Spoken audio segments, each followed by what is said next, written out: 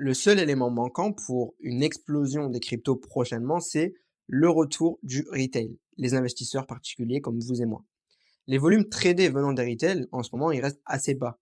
Mais si vraiment on repasse des niveaux psychologiques comme les 100 000 dollars sur Bitcoin et puis les 109 000 dollars, l'ancien ATH de janvier 2025, les particuliers, du coup, vont se réintéresser vraiment aux crypto-monnaies et ça pourrait alimenter une nouvelle jambe haussière.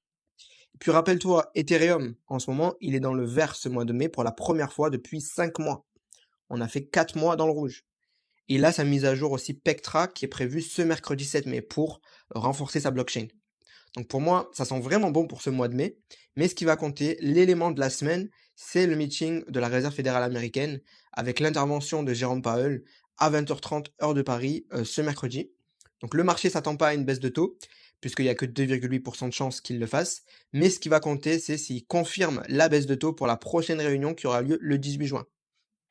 Donc c'est vraiment ça, cette décision de politique monétaire et le ton que va avoir Jérôme Powell qui va influer le marché.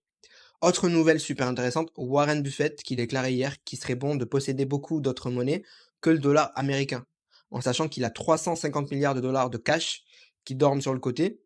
Ça serait intéressant qu'il en utilise juste une partie déjà pour acheter du Bitcoin. Donc on sait que Michael Saylor aujourd'hui c'est donc le patron de MicroStrategy qui détient le plus de Bitcoin, puisqu'il détient plus de Bitcoin que tous les pays réunis. Ça pourrait être intéressant de voir Buffett et Saylor se faire la guerre de celui qui a le plus de Bitcoin, puisque là ça pourrait vraiment alimenter un FOMO énorme.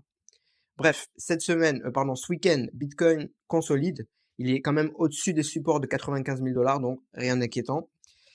Et la suite, du coup, cette semaine, tous les yeux vont être rivés sur ce meeting de la Fed. Donc, je te recommande vraiment de rester branché par rapport à tout ça, puisque les choses recommencent vraiment à être intéressantes vis-à-vis des cryptos.